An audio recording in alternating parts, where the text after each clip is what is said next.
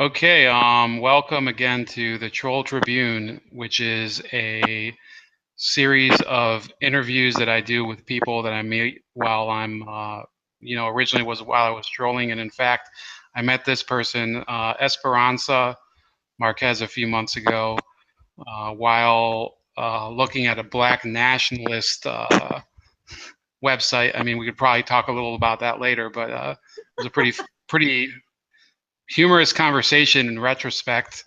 Uh, I still remember it.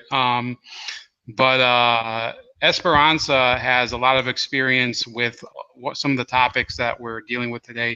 In fact, I have to basically, we're not going to really be talking too much about who she is or whatever, and for obvious reasons that will be made clear. Um, and we're talking about the free speech debate. We're talking about, we're still talking about the 2016 election, which has not been put to rest apparently. And we're talking about the recent events with white supremacy and the monuments issue, the Confederate monuments issue. And she's had a few experiences. They parallel to some of my experiences. Probably going to have a couple disagreements like always, but Esperanza works in public school, Maryland, has had private school teaching experience. So Esperanza, I want to start off with last year because let's go backwards. Even Sounds good. before our crazy conversation with certain person, a YouTuber, um, there was this election in 2016, which broke the mold for everything that I experienced going back to being a kid watching Bill Clinton get elected. And Right. when I was a kid, he was thought to be the greatest thing ever by my parents. But can you explain?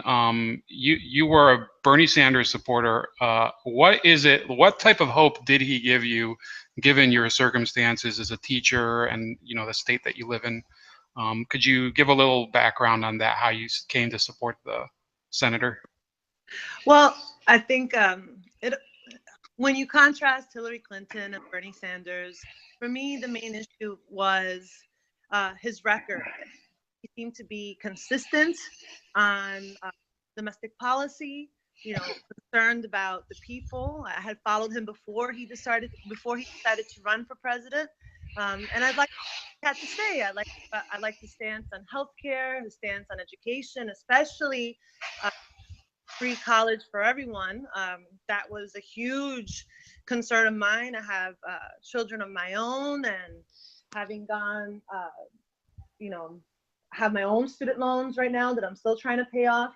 Just the thought of having my children having to, deal with student loans at the college level. I mean, that was a huge attraction for me.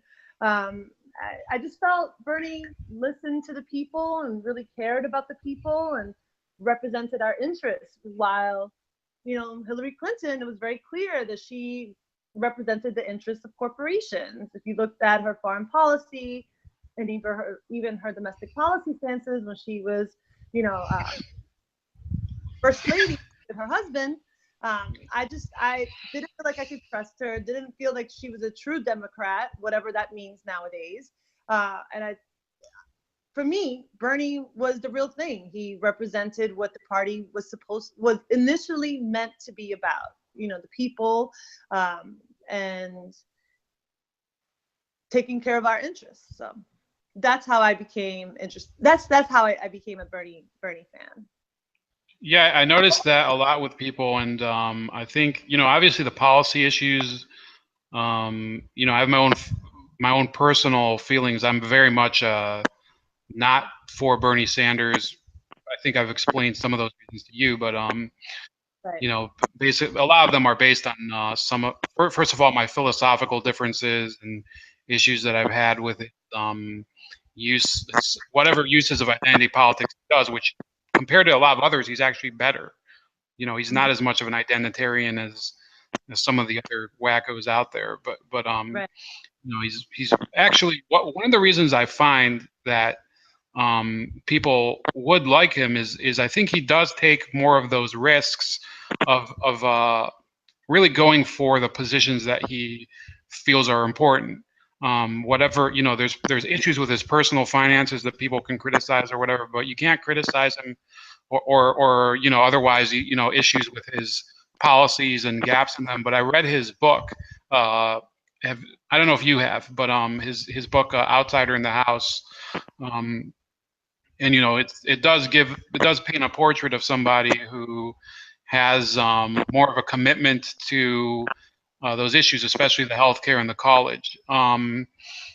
Would you say how active were you in the campaign? Were you like going out there and organizing and talking to people? Obviously, there was a primary in your state.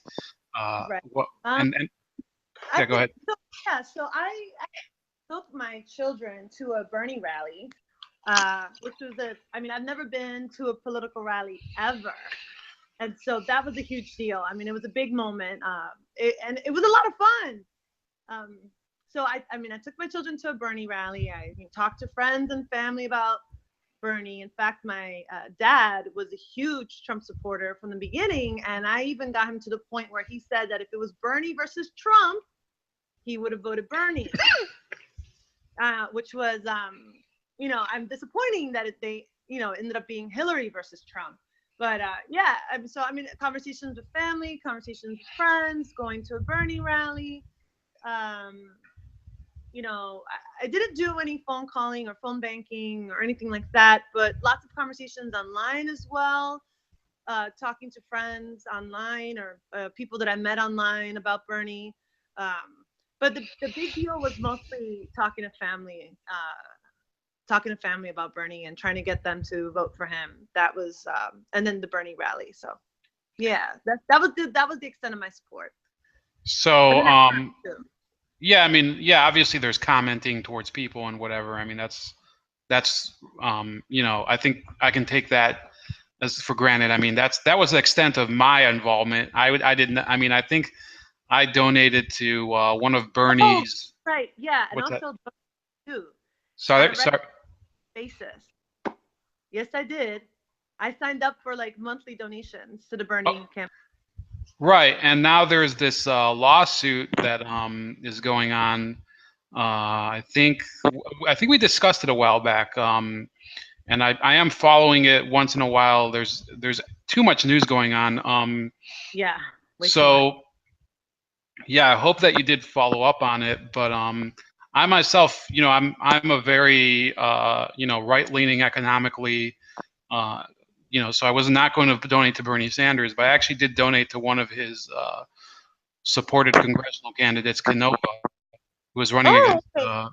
And actually, one of the funny things about politics is that sometimes you'll see somebody. I mean, I didn't meet Tim Canova because I don't live in a state, but I saw a debate with him, and despite his progressivism, his views seemed much more sane and practical than the wacko that was running against him, Debbie Wasserman Schultz. Right. Do you feel that progressives are that there's like a conflict between those that are offering like a real platform and guidelines for their positions and some of the stuff that we've been seeing like over the weekend? Do you think that there's like a split in that respect, or do you think that it's? Sorry, go ahead. I was thinking about that. So I was thinking about how is it that what's going on with the left right now, and I was thinking about remember when they were blaming Hillary's loss and everybody Bernie, hardcore Bernie bros, how bros didn't vote for Hillary, voted for Jill Stein, or they voted for Trump, or they like in other words they were not loyal to the party, right? That they were loyal to an outsider coming in. And so I'm wondering if the people today who are the ones who are advocating for tearing down these statues, I mean, are these the Hillary supporters? Are these the Bernie supporters? Like, what is going on? What is happening within the left? That's making it. I can't figure out where people stand at all. I have no idea what party at all. At all. You have the extreme SJWs who are.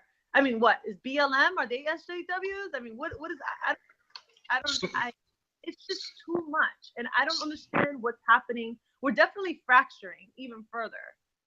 So yeah, I guess there's like an issue there where and I see some of the blindness on the conservative side too, where I mean, the problem is that you have almost two countries where people on the right side don't watch the left broadcasts and vice versa.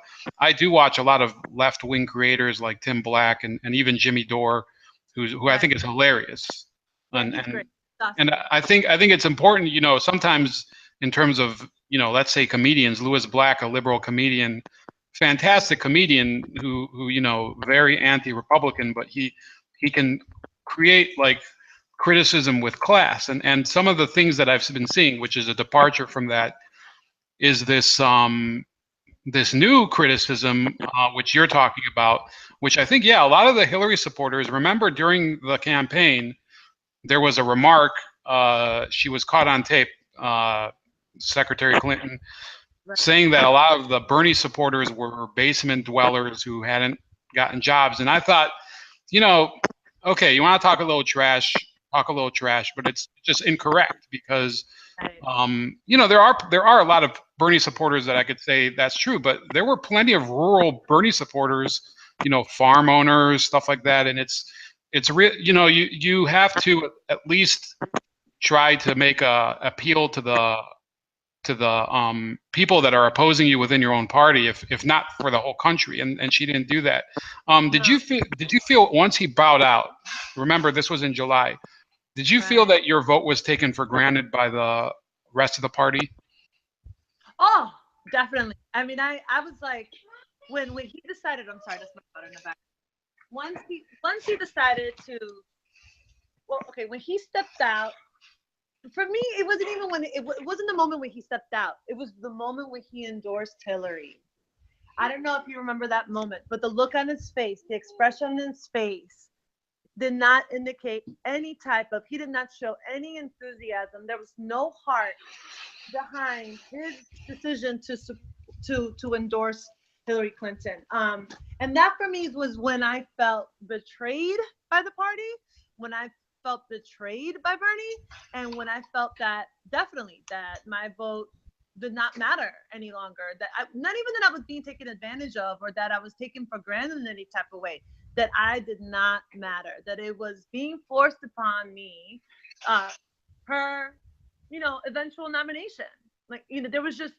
I mean, it was, when California happened and he lost that primary, and which seemed to be very shady. I basically was like, okay, that's it, it's done. So I mean, it wasn't even a feeling of being taken for granted. It was like I didn't even matter anymore. I didn't even matter anymore. What was interesting to me was when, because I had coworkers who were huge Bernie fans supposedly, and the minute he endorsed Hillary, or it was done. They were with her, and I didn't understand that. I didn't understand. It was more when I decided to go for Bernie. It was more about what I wanted American politics to look like. Finally, what I wanted the presidency to look like. And he represented a significant change from what was typically going on in Washington, which is why I didn't understand. I didn't get that. That's why I say I don't even feel like I was taken for granted. I felt like I was like I don't want to say the dream, but the expectation, the hope, the future that I was hoping for my children, was just, it was just all a lie, and I didn't understand that. I didn't understand why people could just, how can you go from Bernie, who was someone who was sincere, to a straight up like consistent liar, and Hillary. It was just, it was weird to me. I didn't get it. So no, I mean, it wasn't even about being taken advantage of or feeling taken for granted or anything like that. It was just, that was it. It was all a lie. Yeah, I think I had a slightly different experience because I was a very strong Rand Paul supporter. I still would take Rand Paul over any of the other people. Even Donald Trump, I've kind of come around to a number of the Trump policies. There's other ones like his Treasury Secretary and Secretary of State that I completely I don't know why I would support these people, but Right. but it did take me a long time to admit that some of his ideas were even okay, because they just didn't seem like they were either important or that they were even smart. But I think Right. he's redeemed himself in a couple ways.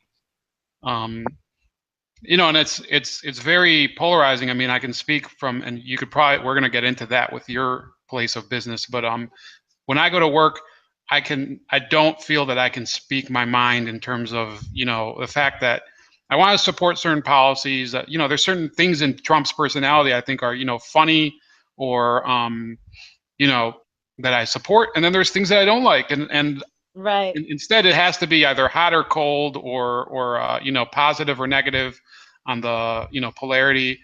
Right. And I don't feel comfortable with it. I actually left the lunchroom today. I went and ate out because they started talking about it. Right. So what I was gonna say, and this isn't really a question. It's kind of that piece I sent you earlier, which was Hmm. very bizarre. Um, was this woman? She said, "I studied the all right, so you don't have to." Now, I Right. did I did Right. find out later that she did say that kind of ironically, or write that Hmm. ironically, but she said some of the same language that was used against Bernie and Trump supporters. She said, for example, this patriot prayer recruits from across the conservative spectrum. As you might correctly guess, there were a fair share of corn-fed chads in MAGA hats at the rally yesterday. That reminds me of the Bernie bro slur that they were saying. And then she actually did bring it up. Let me see here. She brought up the word, the inclusiveness of Kekistan and groups like Patriot Prayer work two ways.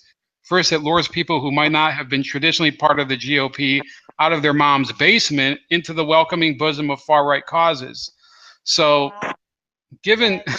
given that type of reference, I think yes, some of these people are Hillary supporters masquerading as, I don't know if you'd call them bona fide progressives, but um, yeah, I think there's definitely an issue where Hillary people or Obama people are masquerading as principled progressives here. Um, Yes. Yes. Yes. I know. What was funny about that article, I don't know if you're going to talk about that at any point. What was funny to me about that article, felt,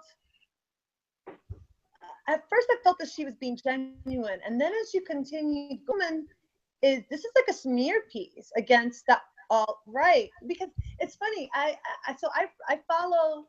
All right, so on my Facebook feed, I have a variety of people, right? So sometimes I'll listen to Jimmy Dore. I like Lee Camp. I think he's funny. But then I also read Milo and Breitbart and Paul Joseph Watson. So I'm all over the place. I like getting my news from BBC, and Daryl will pop up every while too. Vice News. So I get my news from everywhere already. And so, but what's funny is that according to her piece, I would be a member of the alt right. You know, I would, because I identified there were some issues where I would agree with Trump, the quote unquote Muslim ban, or issues on immigration, for example. Um, some of those things. I mean, that would mean that I'm alt right. Whatever. I don't like how transgenderism is becoming an issue in this country. Like, what is that about? Um, Not to say that they don't have the right to be who they are. They can be whoever they want to be. I really personally don't care. But why is this an issue? So a lot of those, yes, my baby's in a room. So a lot of those things, because of where I stand on those topics, I would be considered alt right according to her. And I would be considered a Nazi sympathizer, which is outrageous to me. It's just, no, I'm not. I'm not a member of a hate group. I don't hate people at all. In fact, it hurts me to see that this country is, divided the way it is, and politically divided it now through violence, which is Hello? outsane. I don't know. It was a weird article to me.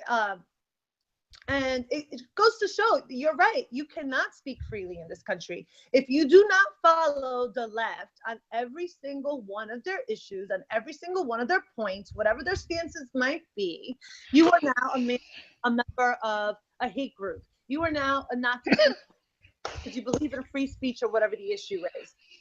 It's gotten, they're forcing dichotomies, they're forcing polarities, as you said. You cannot speak freely at work at all. I mean, after Trump won, I basically, my yes is broken. After Trump won, basically that was it. I could not speak anymore. I had to keep my at work. It would turn into all out arguments, and I'm not in the mood. I can't be getting into that at work. So yeah, I mean, the situation is just out of control. Yeah, absolutely. And I think that it's a real problem because there's a lot of points where, I did give criticism of Donald Trump, during the Syria crisis, and it was just Yeah. practical criticism, just Right. practically. Now, I'm not saying, you're a warmongering Hitler, Donald Trump. I'm just saying, this is a bad idea. I even presented like a different idea. Now, I didn't have any viewership, but that's not the point. The point is that if you make everything into like hyperbole and exaggeration, then legitimate or practical criticism doesn't even get any attention. Right. And Right. Right. that's why, like, I like to say, like, what you're saying is very funny that Bernie supporter like Esperanza says that, because there's a creator out there, and we'll get to somebody similar to him. We can't mention him by name because it would be too specific. But Tariq Nasheed, for example, which is a similar guy, he labels anybody that disagrees with him an SWS, a suspected white supremacist, or a WS, just a white supremacist. And I'm segueing to the next topic. We were speaking. This is how I actually met Esperanza, in terms of, like, communicating. There was a guy who he started saying, I believe it was after the movie Get Out was released in theaters. He started talking shit about, do you need me to stop cussing? Because I know there's like kids around. So It's all right. Don't worry about it. that's okay. So yeah, I'm used to like just saying whatever. But anyway, there's this guy. He started talking smack about white women. And this is a black individual, a very well-educated black individual. And I said, you know what? I've seen your academic profile page at a certain university in a certain state between South Carolina and Alabama, and I noticed that you're married to a white woman. So why don't you get a divorce? And he dodged the topic, and we got into. I remember. Not even dodge the topic. He doesn't even up that at all. Like if you shout him out about it, he disappears. He disappears from the conversation. The funniest thing he said, I remember. I don't know if you remember this. It was like bizarre. I don't know if disturbing, but it was bizarre. He said that his wife behaves in the exact way that a white woman should behave in his mind, and I said, that might be first of all, if you're like, because he considers himself a feminist. I said, what the hell are you talking about? Right. What are you talking? I mean, literally, what are you? There's that you. It's almost like the Hitchhiker's Guide to the Galaxy talking to that guy. And then I guess these aren't questions. It's almost like just a reminiscence. Right. But what was the thing that you were asking him stuff, and then he was saying, what was he saying about you? I mean, I kind of forgot his angle, but it had something to do about like. Sorry, I got some feedback in my ear. I just remember those conversations being mostly where I would say, why are you married to a white woman if this is how you feel about the black community? Shouldn't you be married to a black woman? Shouldn't you be upbuilt? And the thing is, a lot of the positions the reason why I was asking him a lot of those questions about his white wife is because within the black community, it would be considered outrageous on the part of black women that you have this highly educated man, basically who's turned away from his from his people. I mean, this is how. I mean, maybe I shouldn't speak for Black women. I don't know, but I belong to a lot of these Black women empowerment pages on Facebook, just because I like a lot of what they say about, staying positive and how to find a good partner, and being career focused and blah blah blah. I do a lot. I do like a lot of their messages, but when they speak about especially educated Black men, he was like a perfect example of the type of guy that they're talking about, who the minute they reach a certain position within society, boom, they get the white woman. And he hated that I would bring that up. I mean, he wouldn't even touch it. I mean, he would disappear. And then other women, I mean, I would get pounded on by other people on his comments. But yeah, it was just his positions on white women, and and how they're like a big part of the white patriarchy, and they also, enforce white supremacy and blah, blah, blah. I mean, it was just, I just found it to be, like you said, bizarre, considering that he's married to a white woman. I don't know, it was just weird. The whole thing It's very similar. This weekend they were talking about one of the alt-right people, the guy, I think he runs the Daily Stormer, who's a neo-Nazi who was married to a Jewish woman, and he at least had the courtesy to divorce her. But I mean, just keep it real. But the other funny thing was that on his show, which I used to watch, and in fact I think I have to cancel my PayPal because I was contributing like $3 a month to their show, just because the other person on this show is actually very, very intelligent, sometimes a very perceptive lady who we will not name because I obviously don't want to get sorry. Then it'll be obvious. Right. I'm not trying. What we're trying to do here for the viewers who will watch later is toe the line between 1984 and basically the Breakfast Club. Like tell some funny stories, but then we can't even talk about who these people are because what. And by the way, the people we're talking about get flagged all the time too, so it's a two-way street. Oh, definitely, yeah. You yeah. know what? That was when he talked about white genocide might have to happen. I was like, well, alrighty then. So then maybe some white people, what did he say? He was like, yeah, white genocide may have to happen. We may have to kill white folk. I was like, okay, all right. So this needs to be flagged. Everybody else is getting flagged for their BS. I'm going to submit this to be flagged. And I did. I felt a little bit hypocritical about it because I don't think that's what people should be doing. But F it. At that point, I was like, this guy's out of control and he needs to be put in his place. Everybody else is being shouted out. I don't even know. Sometimes I'm tempted to do stuff like that, but then it's like, why even let this? I mean, it's easier just to let this guy, dig his. First of all, he does tremendous damage to his own cause. Right. One of the things that they do on that show, which I'm a little, ambivalent about, is they kind of they attack the Hispanic community and other minority communities because they think that they detract from the priorities of the Black community, right. which sometimes it makes a little sense, but they're overly aggressive about it. Yeah. And I remember during that chat, a lot of his followers were taking the cues and attacking you because even though you're not, a what do you call African American woman, you're a woman. I mean, what descent would you say that you are? Without revealing. I consider myself a woman of color because that's what this country considers me to be. But you're from Latin America, right? Yeah, I'm from a Caribbean country. Yes. Yes. So. A Spanish-speaking Caribbean country. Exactly. And in their minds, and it's the same thing. There was a baseball player named Torrey Hunter, who otherwise I think is like a pretty intelligent guy, but he said once, these. When asked about the declining number of Black people in Major League Baseball, he said, well, yeah, they're edging us out. And somebody asked him, well, what about all the Venezuelan and Puerto Rican and Mexican and all these other Latin American athletes? Well, he said, well, those are imposters. They're not really Black people. And never got suspended for it. Nothing ever happened. I think he had to issue like a mild apology or something. Right. And I think it's a very sad issue where, on the one hand, you have constant flagging of people, public people. Curt Schilling got fired from, and if we're just talking about sports, I mean, you could probably talk Right. about in whatever interest that you have, and Right.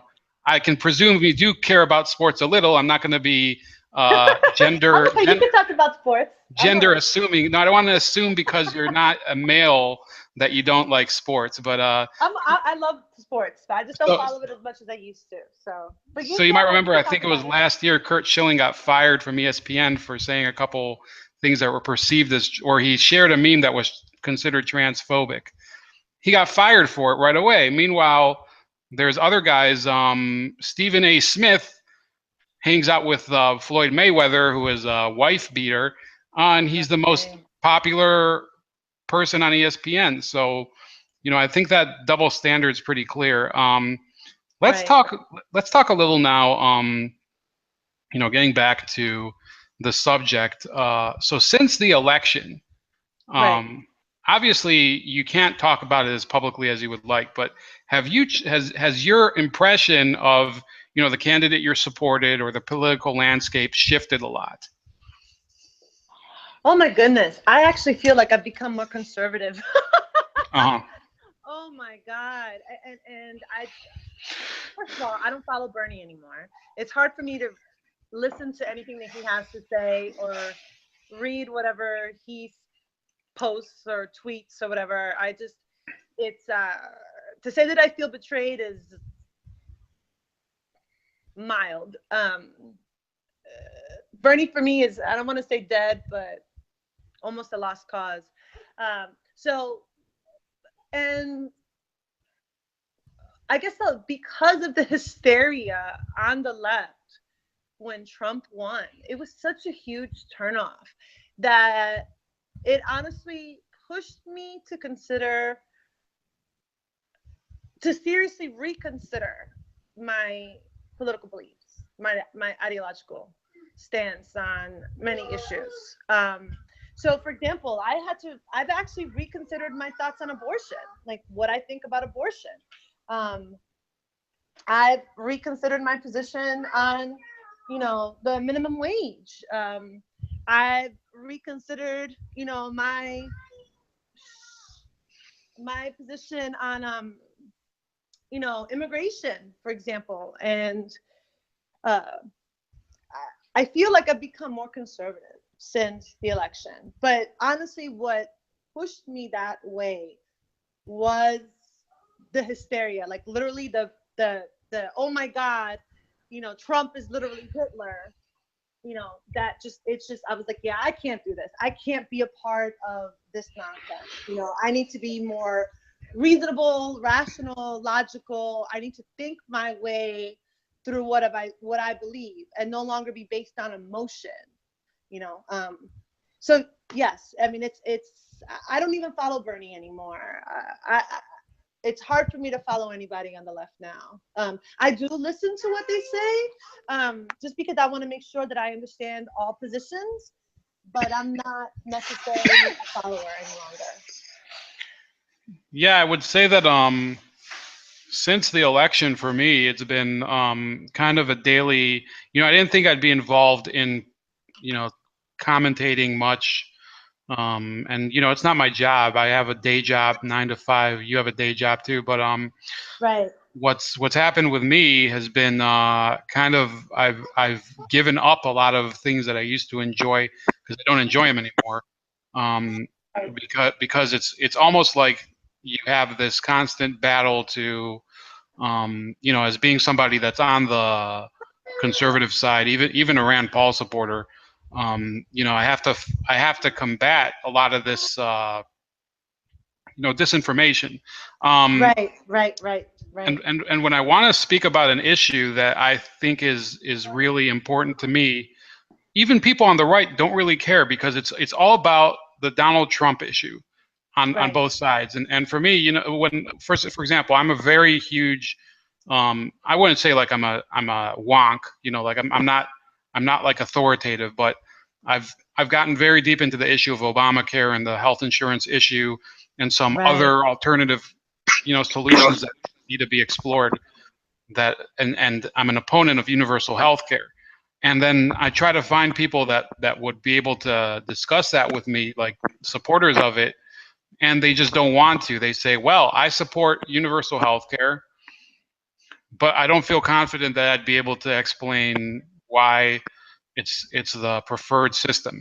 Or, It's alternatively, even more egregiously, by the way, I have never found a single person besides a person that I worked with at my previous job from Colombia who could explain to me, let alone defend Obamacare. So mm, that's my experience. right, right, right. I mean, when it comes to, I honestly cannot speak on it. It seems so convoluted. Obamacare. When I try to sit down and think about it and go over it, it seems super hyper complicated. I really can't speak on it. The issue of universal health care, and what Bernie was pushing for. I mean, he kept on, pointing to the examples of, how it works in several countries in Europe, and I mean, when I thought about it in that sense, and I've been to Europe several times. It it seemed like it made sense to me. I like the idea of it. But I don't know enough of the details to be able to speak on that. Yeah, that's I mean, and I don't blame, because there's a lot of people on the conservative side, by the way, that are opposed to those, but they can't explain why either. So Right. it's really like it's easy to be sanctimonious about it, but in my opinion, I've tried to put out videos out there. I have a video, I think, from last week or the week before, for a half hour, reacting to Tim Black, if you know who that is, talking about universal health care and Obamacare, because he was trying to help the Obamacare, prevent Obamacare from being repealed. I actually made the case, and it's a very strong case. I'll share it with you someday, maybe after the video, after we're done. Where I said, those progressives that support Obamacare and are in reality supportive of universal health care are actually undermining their own cause, because it is in reality corporate welfare where the government is handing huge sums of money to insurance companies in order to give them unaffordable health care. And that's not to distract from our main conversation. Right. I felt that was an important point to make for progressives, even though I'm kind of the contrary to a progressive. I'm a full-on dirty capitalist, if you want to if you want to call it that. But Right. there's so let's shift gears now. Talk a little more about issues of the education system. Obviously, the education system is we're seeing a lot of issues now with Betsy DeVos, the new, not so Right. new now, the education secretary. Not to put you on the spot, this wasn't part of what we discussed earlier. Do you feel that the reception of her on the part of the education industry has been fair, or has it been a little exaggerated? I don't feel like it's been exaggerated at all. I mean, the woman has no experience whatsoever with public education. I mean, she went to a private school her entire life, went to a private university. Her children have never attended public schools either. I mean, it's just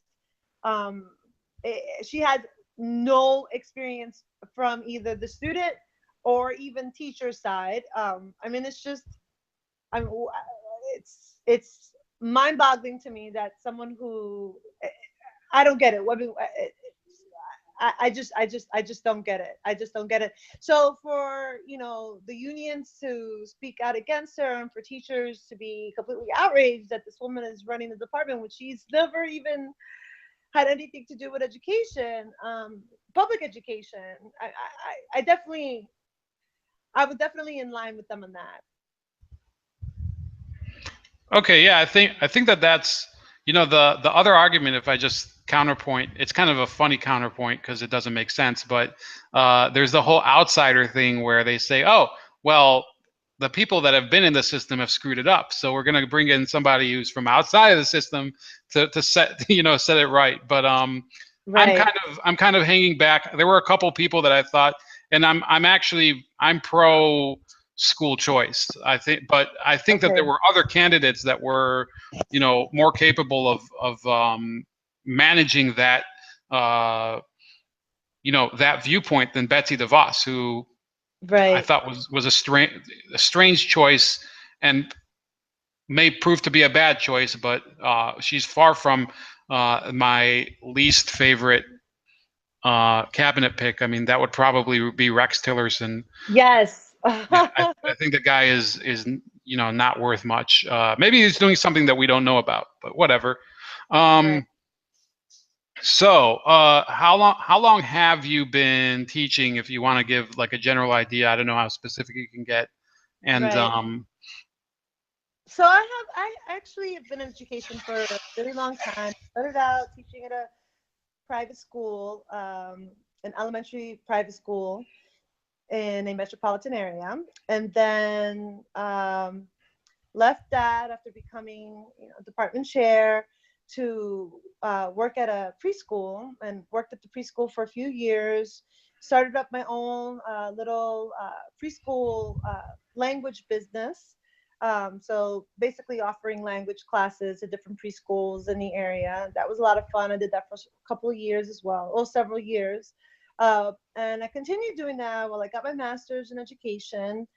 And then finally, after going through all of those steps to get my master's, and the reason why I got my master's is because I had always intended to teach in a public school. I mean, I loved my time teaching at a private school, and I don't want to say I don't want to say that I regret that I left, but I look at those years very fondly. But my entire intention when I went into education was to work at a public school. So once I finally got my master's, I was finally hired to teach at a public school, or the public school system. Yeah, so I mean, I've been in education for quite some time now, maybe 20 years. Yeah, almost 20, almost, not exactly 20, but almost 20 years from preschool all the way up until high school. yeah, it feels funny like broaching that topic because you're talking to somebody who I could not wait to not be in a classroom. I did go to college for, up to master's study, but that's, obviously a different paradigm as Right, opposed to right, grade right. school. But, in grade school, I could not, I would cut school all the time. I was always the kid. I could not stand, probably 75% of teachers. I was always the kid who was like, profanity, smart, just Right, talking. Even if it was a subject I liked, I was like contrarian. There's a few exceptions, but right, it's very strange because I'm living now a different life. I'm an engineering professional now, and I was just talking to a gentleman today who was a high ranking person in my company. We're a small company, so I'm not going to even say. I don't even talk about my job on here. So I mean, right, we're in the same boat, um, or even what industry it is. But we were talking, and he said, and I asked him, I mean, school's coming up. I know you have a kid who's going to school, downstate. right. Um, what's and I didn't even broach the topic, but looking ahead towards the university, you might have some kids going to the university. Are you concerned about what type of education they are going to get, whether they're going to be prepared for life or for whatever reason? My children or my students? Hmm. From what point of view you want me to answer from? As a teacher talking about her students, or Well, as a you could teacher talk talking about about her both students? your either your personal life or your kids at school. You Um, know. okay, so because I am on top of my own kids, I'm not really too worried about whether or not they will be prepared. I'm already talking to my oldest about, what possible majors she could go into college. And then I'm, already talking to my middle child who is 9 years old about what her interests might be, trying to figure out where I can guide her to, because I'm not as familiar with her interests. So I need to start investigating those now, researching those now. Um, So in terms of my own kids, I feel prepared because of the type of parent that I am. Now, as a teacher, uh, do I feel that our education system prepares our students as a whole? I am doubtful of that. I mean, we hear reports from the local college, like community college, that a lot of our students end up having to take remedial courses in English and in math because they're not even able to pass the placement test into community college, introductory courses, for example, like your standard English 101 or whatever. Um, so it's been a big push, especially last year. We had a huge push towards college readiness in our school, making sure that our students are, when we say college readiness, we really mean community college ready. Um, Not necessarily the university level, at least at my school, which I think university and community college are two different things, like the standards that are expected. So I mean, I don't feel that way. I mean, I have students. So I taught uh, honors level. I taught uh, English language learners, and I also taught, the what they call, your on level class, which is just your average student. And the even in the honors class, I mean, I had students who were true honors, but then I had students that just because they behaved well were in the honors class, and but they still couldn't write. They really couldn't read. It was just because their behavior was on point. They, respected their teachers or respected authority or knew how to stay quiet, that they were in the honors class. I mean, it was really outrageous. And then I had what the level that I was teaching my English language learners was actually what I was also the same work I was also giving to my on level students. And the on level students are students who have been born and raised in this country, who even still needed basic English language sentences in order to complete reading assignments. I'm talking about high school. I'm not talking about elementary school. I'm talking about high school students who at the regular class are given like basic reading assignments. This is what's expected of them. Um, it really is. I don't like to use the word outrageous anymore. It's honestly, it could be very depressing and very sad. I got to the point where when we gave out our required unit test, I would read the questions out loud. I would read the reading sections out loud to make sure that everyone was on the same page. All right. This is for the regular on level courses.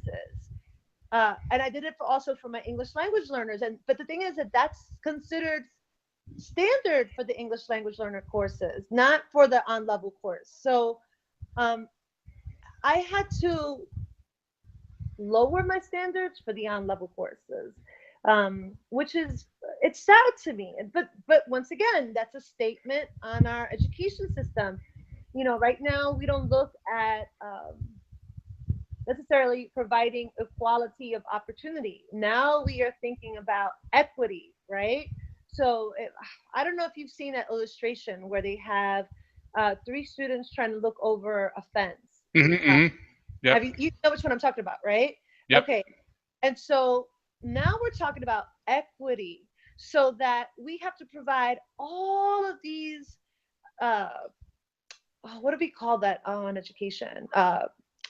All of these extra boosts basically for the students who are falling behind. Meanwhile, our students who are in the honors classes they just get they get whatever, or if you're an above par student, it's sorry, too bad, it's hard, it's you get whatever we can give you. It's just so odd. So we're not pushing our best and our brightest. We're not pushing them. We're not pushing the students who are, showing extra effort. We are just trying to prop up the weakest ones. I don't. I don't know what to make of that. I don't know what to make of that. And I feel like it's lowering standards Yeah, instead of raising standards. if I can interject, Go ahead. this was, I mean, I do remember it because I hated going to school so much, but I loved reading. Um, I did, and by the way, I didn't start out as a science and math, major or anything. I was more into a lot of the topics like what we're doing right now, and eventually, out of practical reasons, I went to STEM field. Um, there's a book I read back in the early 2000s by a man named Herman Badillo, who was a Puerto Rican.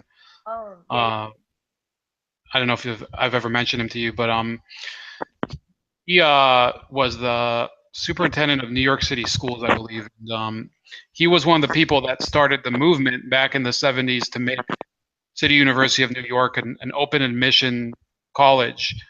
And years later, he realized that it was a tremendous mistake. It ruined the system because a lot of the individuals that were now qualified by default to get into CUNY, which at one point was one of the best public colleges in the U.S., yeah. a lot of those people were Yes. simply. You know who went there? What's his face? Colin Powell. Yeah, I didn't know that. Yeah, yeah, yeah. So Badillo, he later recanted his whole premise that open admission was good. He said it basically ruined the college. It brought the standards down because they had to start instituting remedial classes. And nowadays you have that on a national level. I mean, I don't think that Badillo was unique in that campaign, but I believe in the California public college system, they're about to drop the algebra requirement.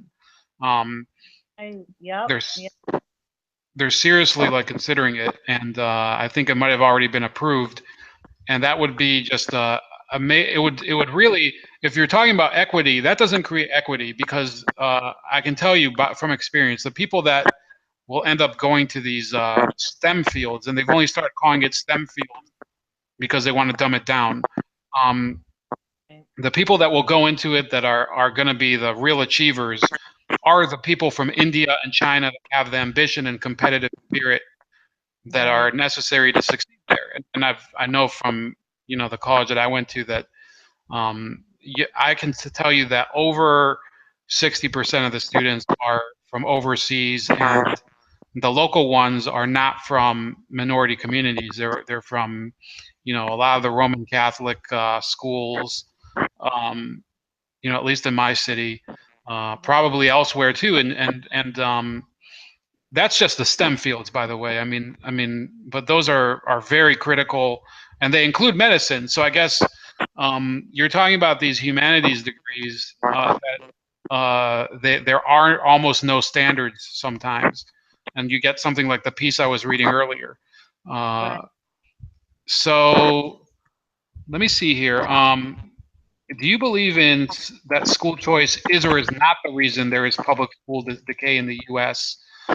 Um, and we could discuss, there's certain public school systems in your area or, across the United States.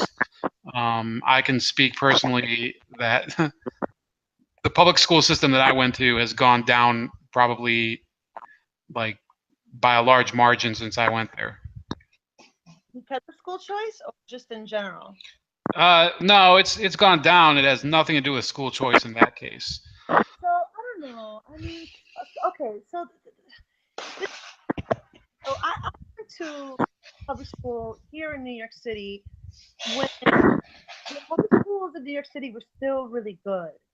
I was part of the gifted and talented program growing up.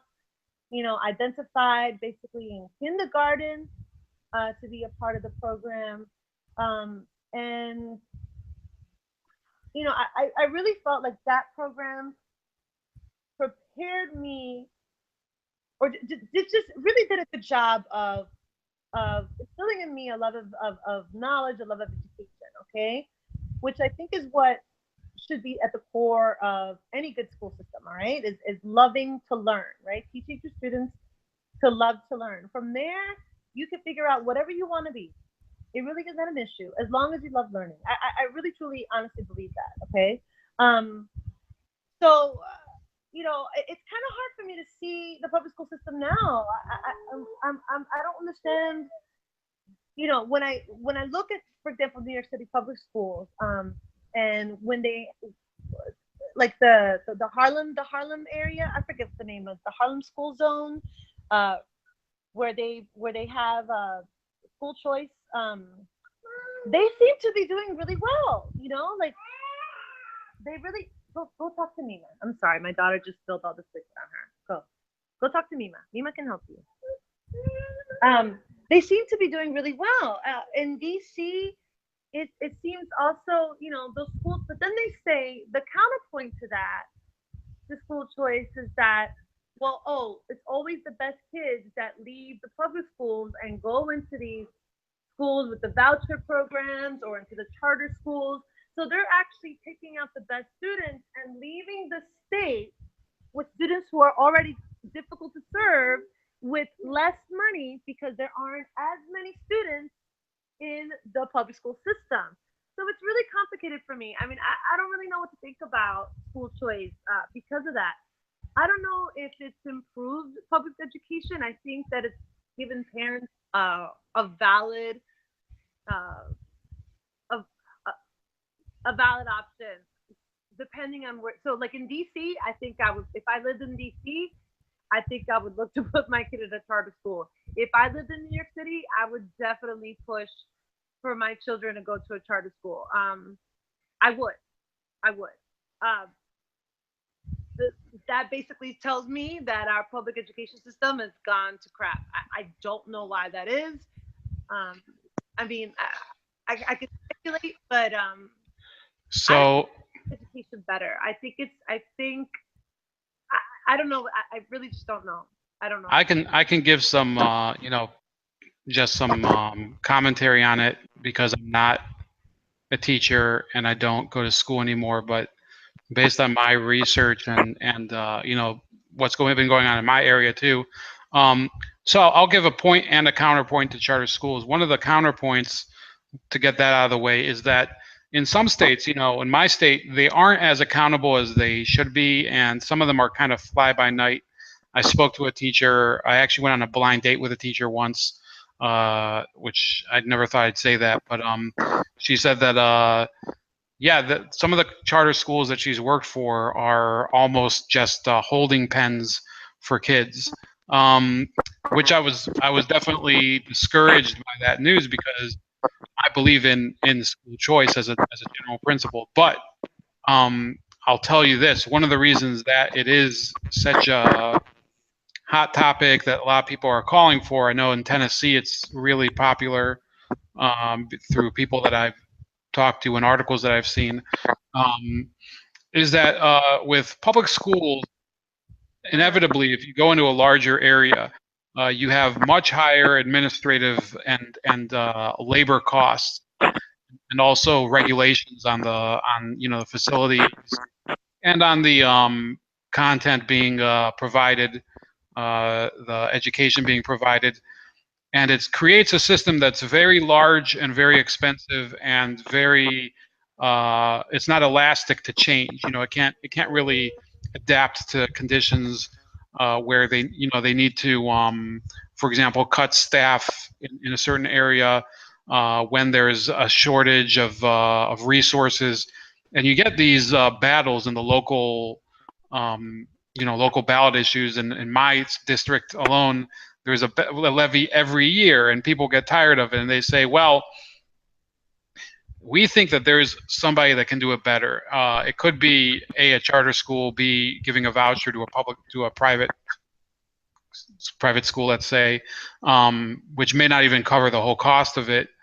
And then there's the Catholic school networks, which in some cities are almost they're like a real alternative. Some people, and I'm not Catholic, so I can't speak for this. I went to a Jewish school for a few years that was actually pretty bad.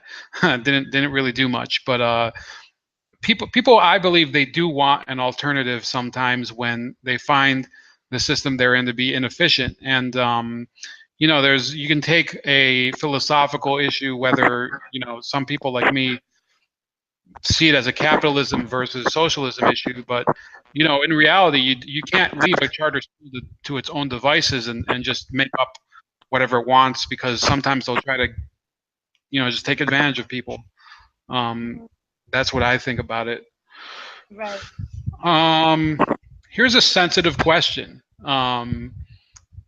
What is your view on the influx of illegal immigrant students into the public school system? Yeah.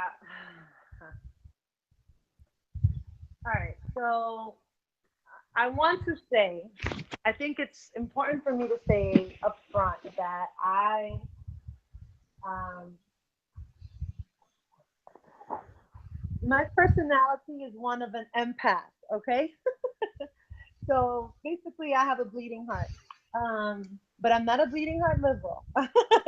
Mhm. So what I mean by that is, you know, uh, when it comes to when I hear people's experiences crossing the border or coming into this country and what their experiences in their home country were and why they chose to come here and how hard they work and the sacrifices that their families have to make to get here, it makes me as a teacher want to provide them the best that I can to them to make so that they can become a success. Whatever a success is in their minds, right? If success is holding down a good job, to send money back home, to their home country, or if success is, going to college and getting establishing a career, whatever success is, um, I feel like when I hear those stories, I want to be the best teacher possible. However, it is it really just it the amount of resources that it takes to educate these children who come from countries where sometimes they may not have even gone to school. They may have only gone to school to second grade, or they've had an interrupted education.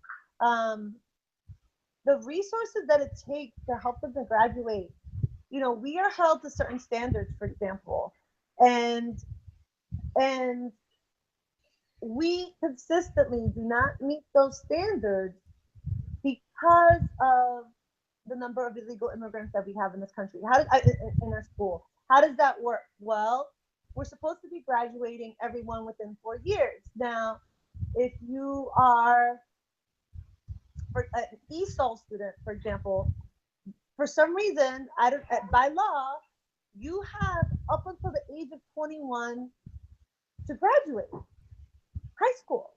So they could stay for an extended period of time in the public school system. Now they can fail their classes a number of times. They don't. It's not like one strike you fail, two strikes you fail, three strikes you're out. No, you can repeat courses up until finally you age out of the system. You can be a ninth grader the entire time you're in high school. Okay.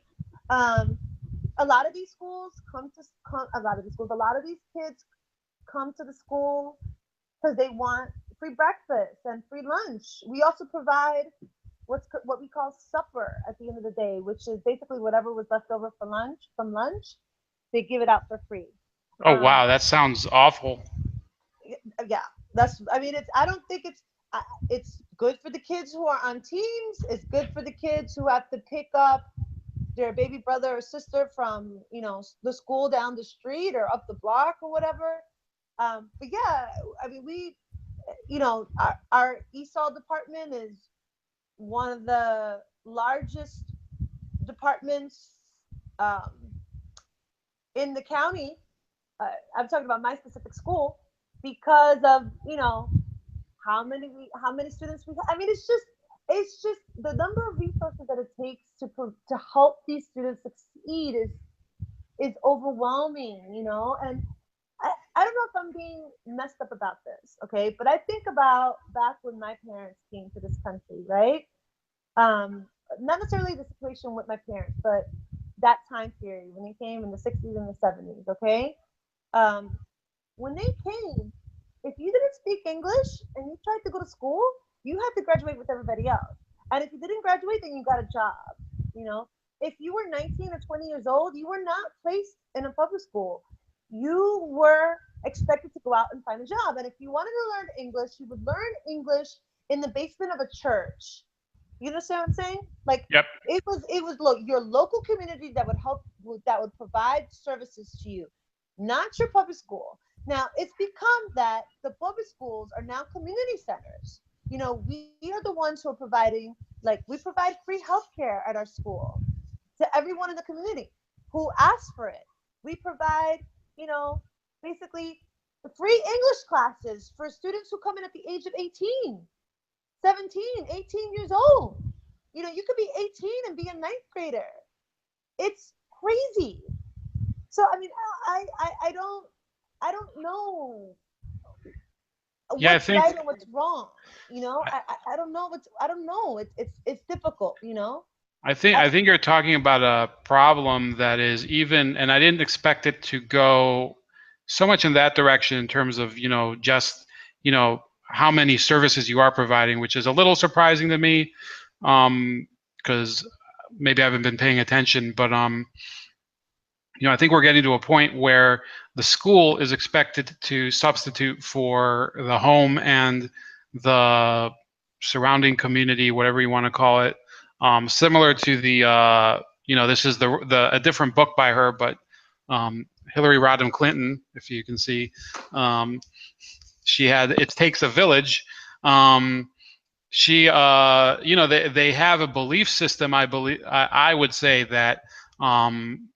Yes, the state should be kind of moral and you know, societal guide for the people that are its you know, subscribers. I don't know what to use the word, and that would include, and in the case of illegal immigrants, and sometimes the just saying illegal immigrants, obviously in the climate today, because Trump, it's hilarious when he says, he does this stupid thing, criminal illegal immigrants, like he's Dr. Evil, or he's like, you know, Right. pitching Clorox bleach or something. He's still pitching products, which I think is it's a little cartoonish and weird. But the issue with illegal immigration, like you said, is we're getting, and it's a similar topic with healthcare in general. But when you have uncapped costs, and with illegal immigration, you could potentially have it, and it's not just with Mexico. You could have, you know, tons of Haitian people coming here, people from I mean, let's pick a country, Venezuela. I've been talking to a number of Venezuelans. There will be a wave of Venezuelan refugees here in the future, I believe. Those costs are just uncapped, and I think it does detract from the system. And you know, I think that this is one area where the president kind of he took me by surprise. I think he had a good finger on the pulse of a lot of people, that they see that, you know, they're paying for all these resources, and the people that are put out by these schools, I don't think that they're really, first of all, they're not being prepared for careers anyway, and that would include the illegal immigrant children, and therefore we do get this chaos in the communities, and remember, I mean, in these, I mean, I'm not going to go too far into detail, but the MS-13 issue that Trump is talking about,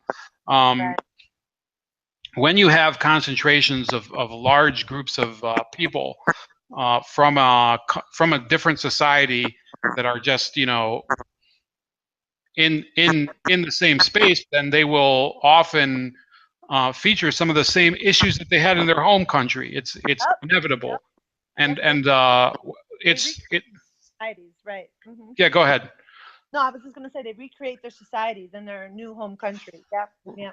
Right, and I don't think, you know, you don't even have to be judgmental about it. It's just the way that you know, my mom, like your mom, was an immigrant. Um, and she did socialize with a number of people from her country, which was Israel. Right. Um, but she's Iraqi Israeli, so there weren't that many Iraqi people around here, but there were other people that were Israeli. But she made a major effort for a number of years to learn English better. Didn't quite make it there, but I remember she used to carry around like a book about Harry Truman for some reason. I don't know why she picked Harry Truman. She just read it, you know. I don't know. I don't think she was interested in nukes or anything, but Right. yeah, I think we've departed from that value where people come here and they want to, take from our ideas. They're kind of here to take a lot of our resources, and we've been encouraging it. It's just the wrong attitude, in my opinion. And they come, and a lot of them don't. What I'm saying is not necessarily an appreciation. It's almost like, well, you have to give me this. You have to, you owe me respect. Is the new attitude now? Well, you owe me this.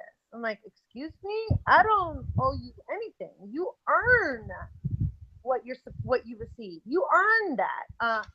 So it's definitely a shift, right? Where people, I think, during my dad's time, during my parents' time, felt like, whatever they wanted, they had to fight for it. They had to earn it.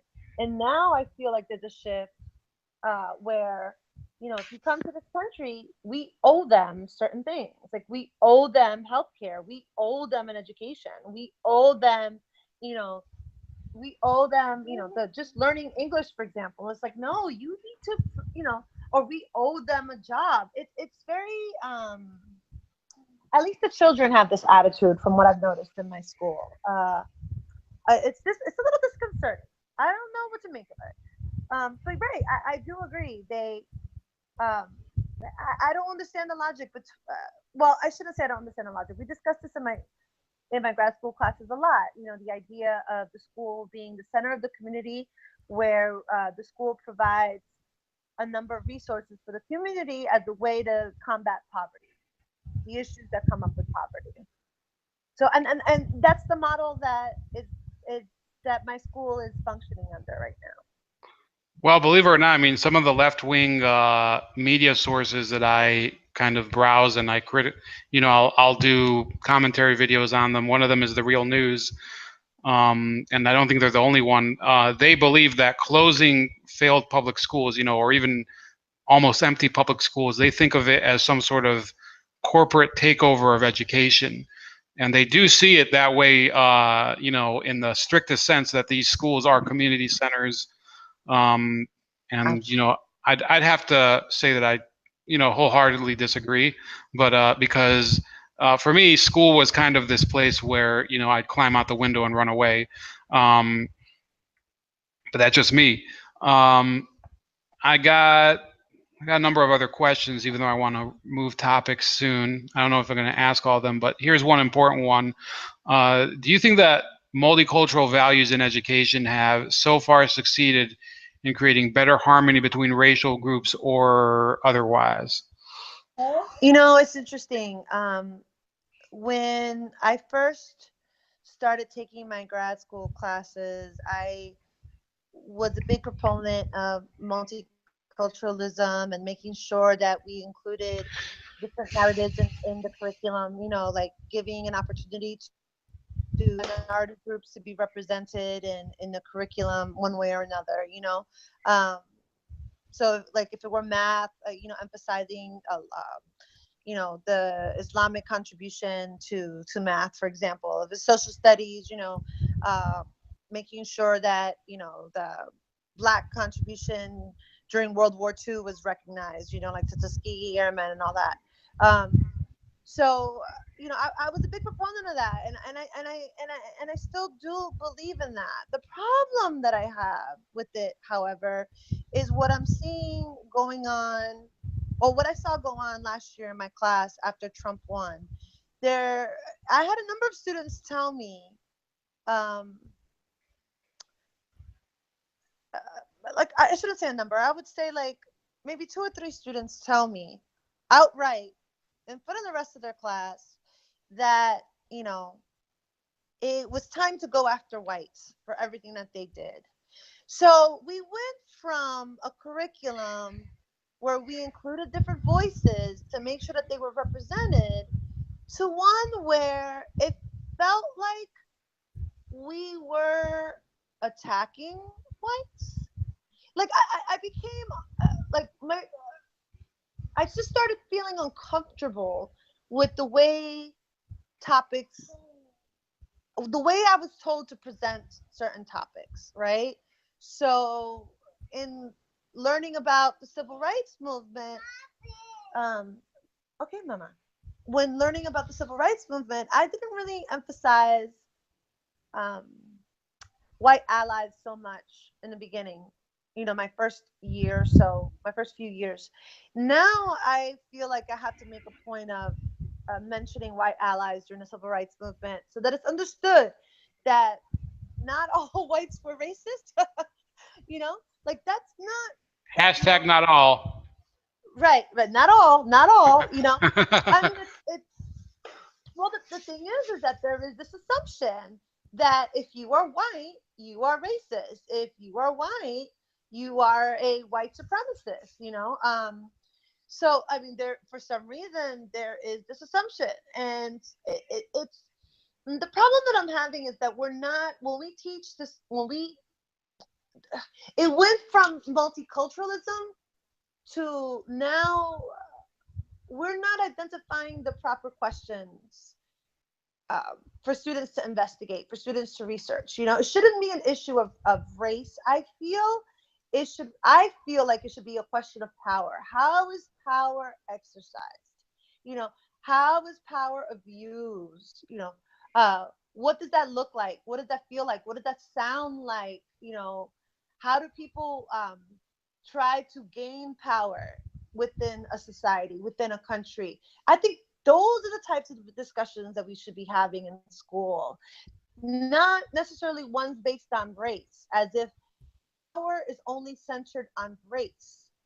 That's the problem. Yeah, that's an interesting angle, and you know, the whole power dynamic thing. I mean, we don't learn Machiavelli in school, No. which would be, that would be an interesting experience. I don't know if it's really, you know, the only book you would talk about, but you know, my personal take on it, coming as somebody, I guess technically I'm white, but people tell me I'm not, because I'm half Ukrainian and half Iraqi, so I don't know what the hell it is. So I'd say my race is hairy or something. Right. You know, there's like, or you know, I'll like one time I wrote down, other, and then there's a line, and I'd put like alcoholic or something, and it's really an issue where I don't care anymore about, I do sometimes, take an interest in some of these topics, but I'm hearing more of these alt writers, for example. If you could take a look at a couple of my videos, I did interview two of them. They were gracious people during the interview, at least, and we've never had real dust ups, but it's created this white backlash, and I was Right. watching some analysis today from a YouTuber named Sargon of Akkad, who's a British liberal. Yeah, Right. and if you're going to talk about big YouTubers right now, I mean, you can't leave him out. Where he actually brought clips of some of these white supremacists that were, white supremacist theorists, that were saying, yeah, this is the perfect environment for people to basically, we all we have to say is, guys, I mean, you can always come hang out with us. I mean, you're one of us. We have common values with us. That's what these people are saying. My counterpoint to both multiculturalism and white nationalism slash white supremacy is that we too often emphasize the words Judeo-Christian in the on the conservative side. What I think is more appropriate is that we be more specific. We're a country based on British parliamentarism. Some of it is, yes, based in Christian thought, but it's a very Right. specific type. I mean, it's not the same as the values of Catholic Spain or secular France. It's a very different stream. The rights in our Constitution were outlined with a dramatically different blueprint. Um, and we don't emphasize that because possibly because we don't want to be identified with Britain. It goes against the arc of our history in our Right. classes. But if we did, and there's this professor Jordan Peterson now who's kind of emphasizing it. He's saying, this is the society where it's almost like we give people like a starter kit where they can be what they want as regards to their culture. You can be a Chinese American, fully eat Chinese cuisine, sell your products. Whatever you want to say. I mean, this I believe is a country where you can be true to your culture. Multiculturalism, in my opinion, as an educational value, is no culturalism. You have to have an anchor, in my opinion, as far as what the values are, and you cannot necessarily reconcile the values of a state like Iran and a country like Russia. Hypothetically, if you had two students, one is Russian and one Iranian in your class, they'll have a couple commonalities between them. I mean, they're both countries that they love tea, but in one of them they drink a ton of vodka, and in another one you can't even possess vodka. You can go to prison. Right. And for me to say that now is considered an issue because we're talking about stereotypes or whatever. Even though apparently you can stereotype Russians all you want now, we're really talking about. I mean, we're getting into the freedom of speech issue. There's a couple questions here about physical safety. If you want to talk about that, do you think that it's really an issue now? I mean, I've seen other schools around the country, not that I know about your school, but where people are genuinely in fear, both the kids and the teachers are in fear of being attacked on a daily basis. Do you know of such issues? Well, the problem, I mean, I feel like whenever I talk about the issue of physical safety in schools, I feel like I'm an old fart, right? And I'll tell you why I feel like I'm an old fart, because, when you complain about kids, like, oh, they don't follow authority, they're disobedient, they're rude, and blah, blah, blah, and where are their parents? I feel like these are complaints that everyone has had about children across millennia, okay? So sometimes I feel silly in that sense. But then there are times when it really does become an issue of physical safety, disobedience, for example, when it's gotten to that point. This is what I mean. The reason why I say that, it's not even necessarily so much the students, but the administration. They just have no teeth. They just cannot enforce. We don't even look. I will tell you of something that happened to me. I had a student this last year. I'll tell you two stories. First story, when I was new to the system,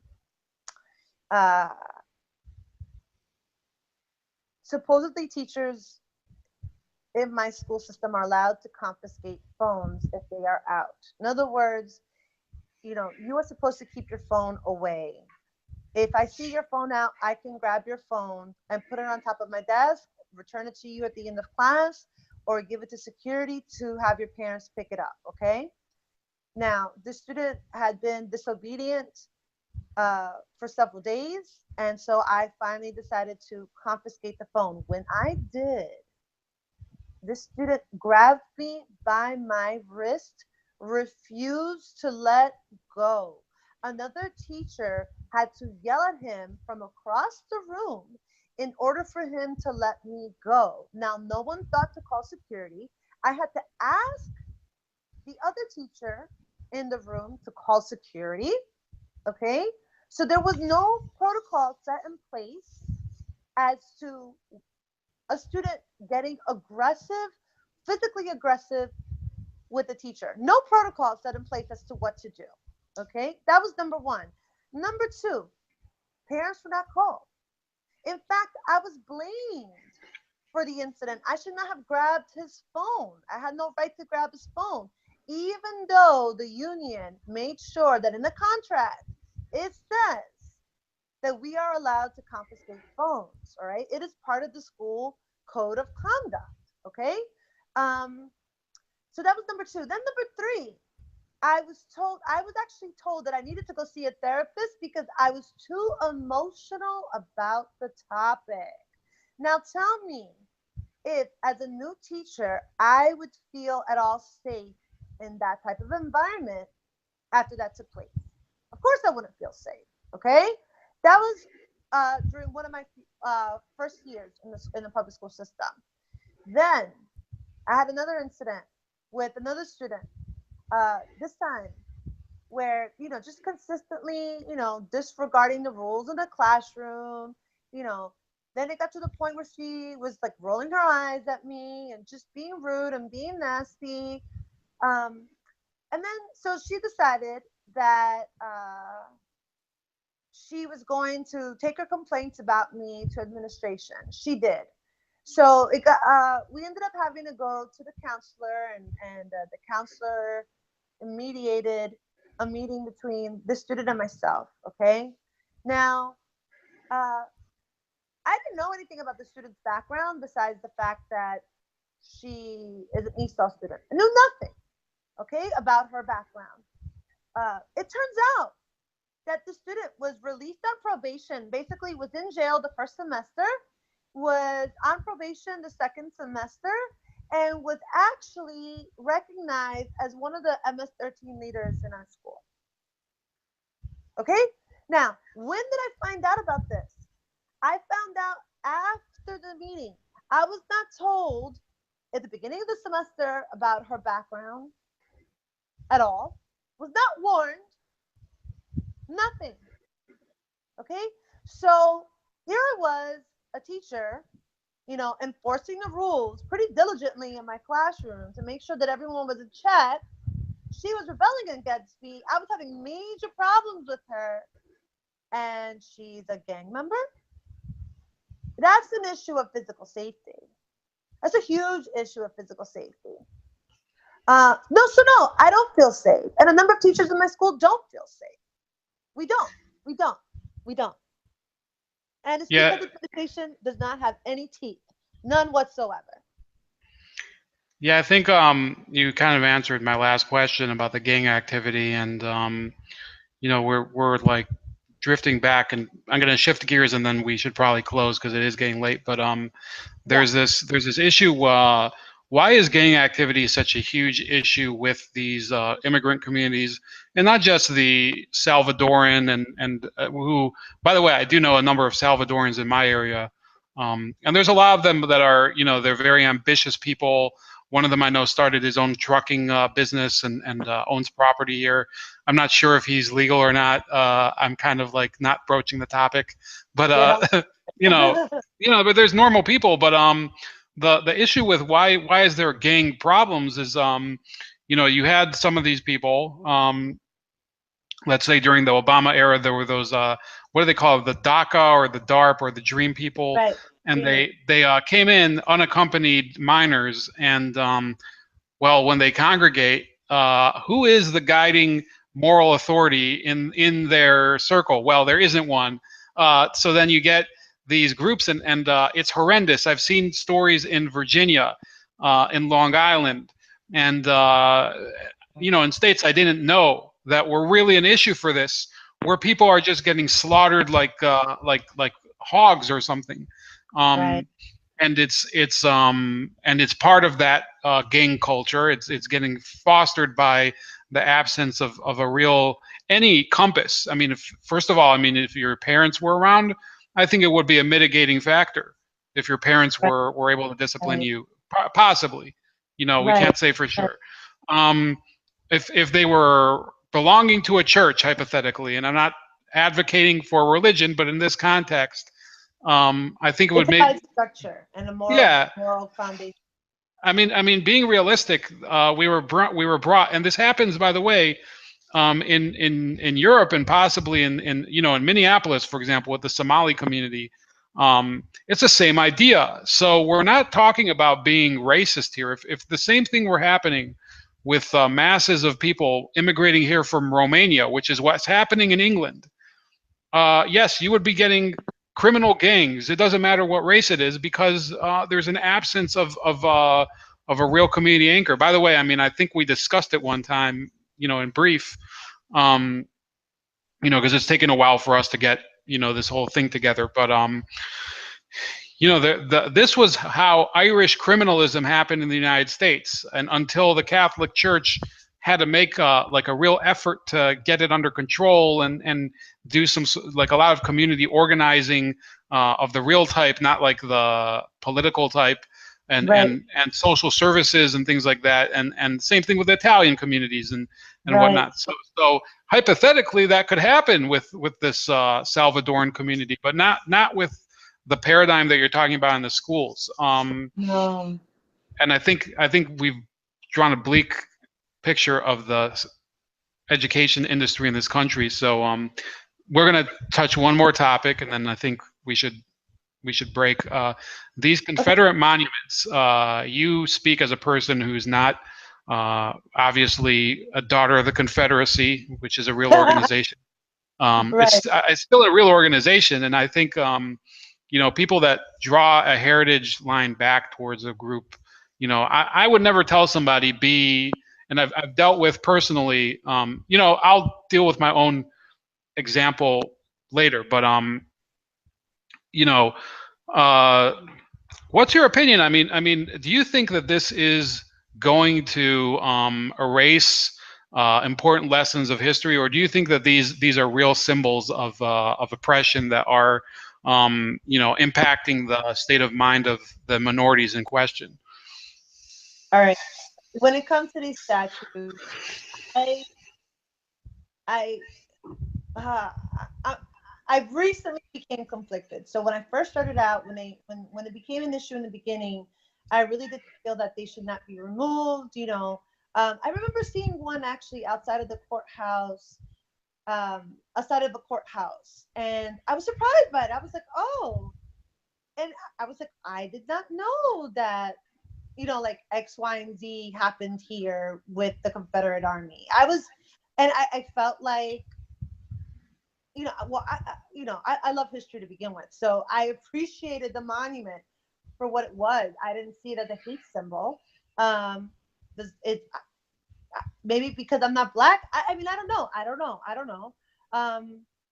But I didn't see it as that, and so it was. I was sad when they removed that monument from in front of the courthouse. I really was. But many people in my community celebrated the removal. So in the beginning, I was very much against it, and now I'm a little bit conflicted. And the reason why I'm conflicted is because they're saying that a lot of these statues were erected during the Jim Crow era and during the Civil Rights era, that they were not erected after the Civil War took place. So they're not really monuments, like historical relics, let's say. They're monuments, you know, to remind Blacks of what their place was at that time.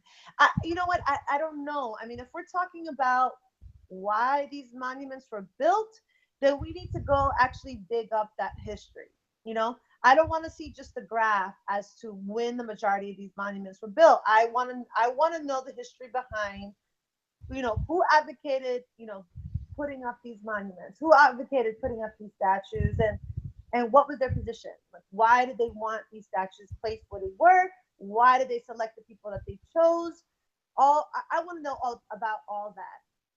But in terms of like freedom of speech and erasing history, I do think it is problematic when we decide to, I don't know if we're erasing history. I mean, what are we trying to do? Are they trying to rectify history? Are they, what is the goal here? That's the problem that I'm having. What is the goal? Okay, so we get rid of all these statues. What did that accomplish?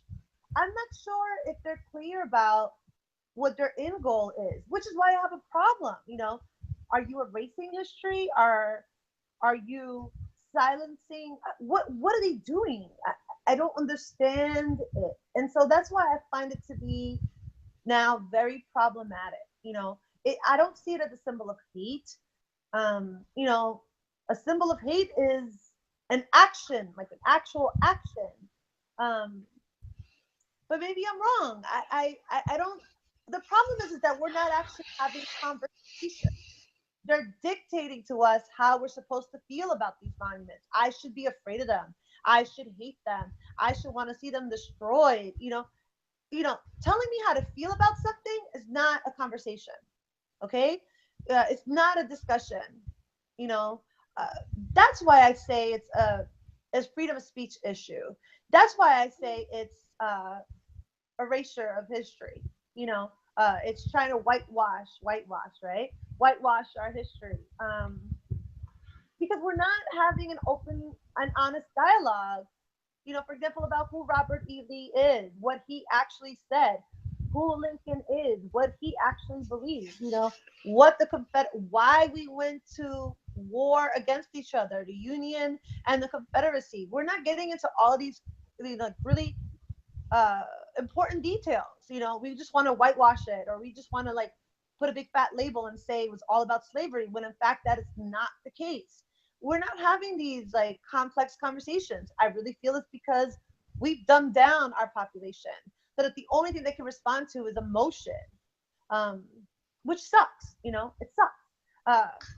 Basically, I mean, and that's my position on it. I feel like it's very problematic because we're not having a true, open and honest dialogue about what these statues represent and why, and what would be the purpose of removing them. We're not talking about any of those things. We're not. We're just saying it's good, and that's it. Yeah. So I think you have a very I mean, I think that's the way most of the teachers I had would have approached it. The good teachers.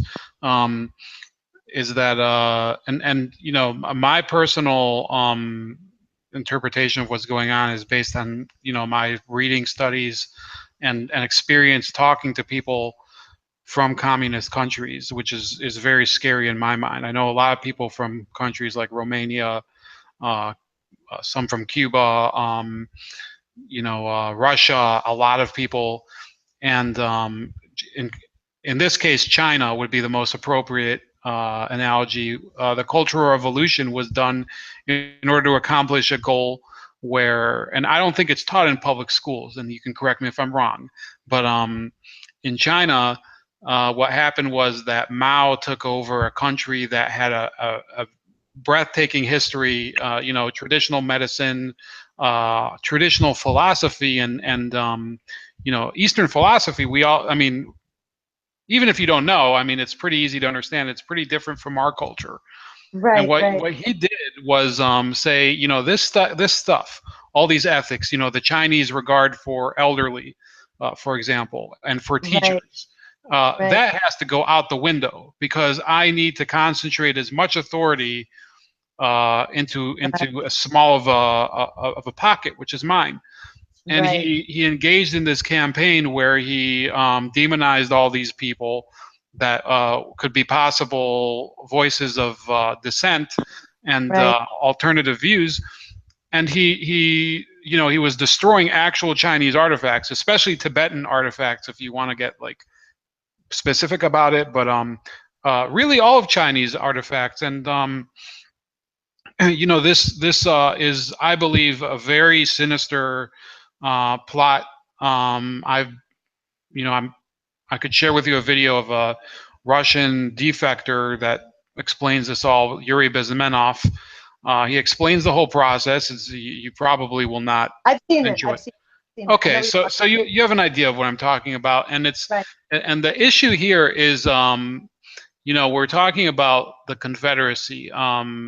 That was a dark period of our history where, remember, hundreds of thousands, I think it was millions of people ended up dying both of war and disease in order to preserve the Union or rend it apart. but it was not the first attempt of a state to secede from the Union. And there's possibility that could happen again for different reasons. There's a real issue here where people, I believe this is going towards that article from the beginning. They want it to be about controlling communication, controlling the flow of information. I mean, I don't dispute.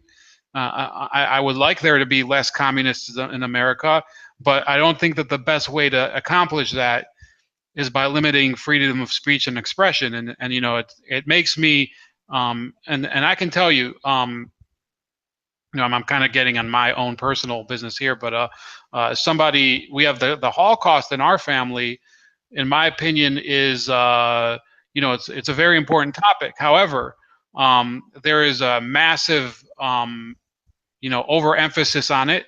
I've written an article where I say that we should focus on as a religion 5,000 years of history, where we pick the worst 12 to focus on. Why not focus? I mean, I read last year the book of Jeremiah. Some people tell me, the people that are in the religious community, they say, you should shut up a little about it. I mean, there's other books, they're kind of like flipping the script on me, but I'm like, there's a lot of things you can focus on that are not and actually Jeremiah is a bleak topic, but it's a different one. You cannot focus exclusively. It's Snoop Dogg, even last year, he said, we have to stop making so many movies about slavery, which I thought, I was kind of surprised when he said it. Because it keeps people focused on the past. It keeps people entrenched in the past. It really does. It's like, I feel like I sound so callous when I say you need to get over it and move on. There is after a certain point you have to let go. But I don't know why. Why do we engage in society so much? Why are we so focused on slavery? Why? Well, the reason I believe, and you could disagree or take a different viewpoint on it, but by using these issues, slavery, you could use the Vietnam War, or in the case of the Asian communities, the Japanese detention camps.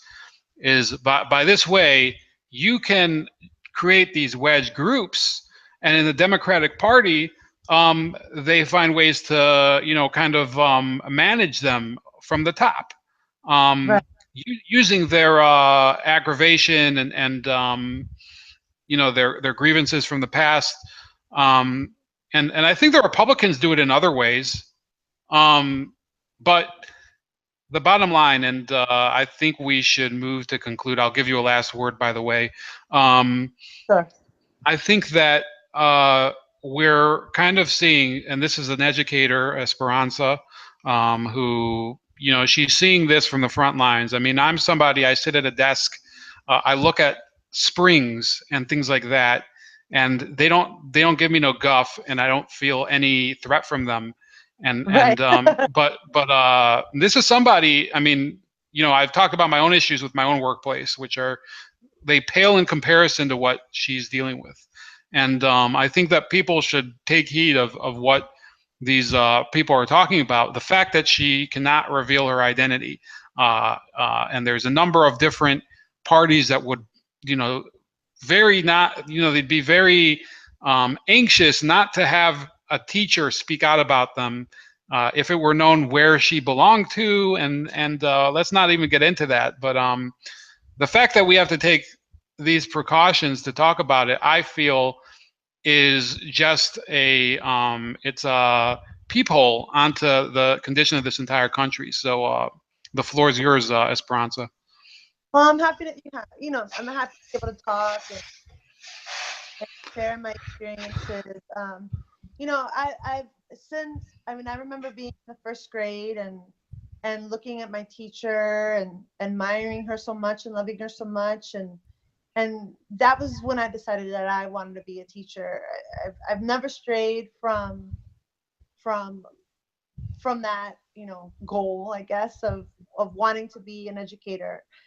I love my students, and they really are like my children. And when I say that I love my students, I love each and every single one. So I'm dedicated to their success.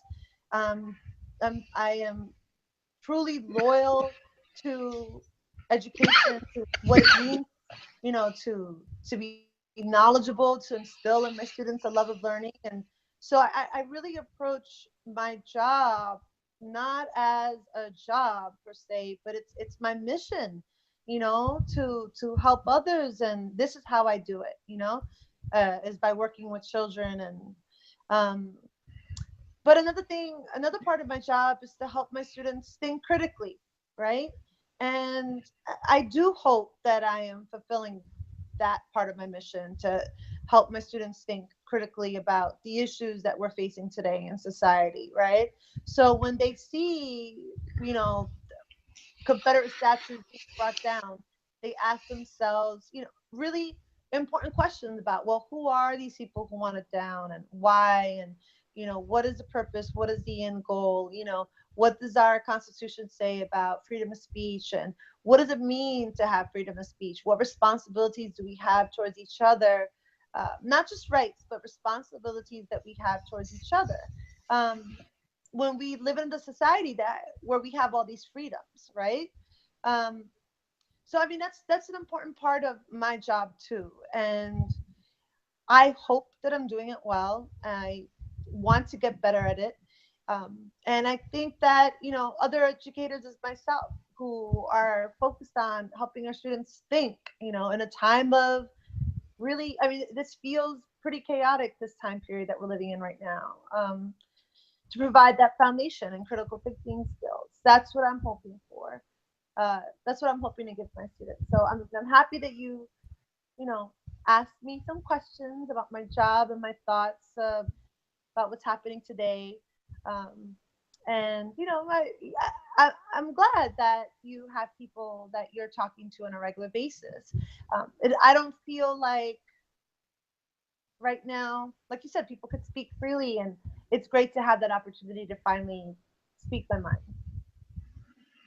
Okay, so I think we're going to conclude here. Esperanza, you can stick around. We'll talk off air. This has been the Troll Tribune with Ramon, bold like a leopard. If you know somebody, or you want to, enjoy this quote unquote safe space, because it's not really a safe space. You're kind of taking a risk here, right? Um, if you know Right. somebody like that, just send me a comment or something, email. There's contact information below, and let's explore the topic. So have a good night, everybody, and God bless America. Thank you.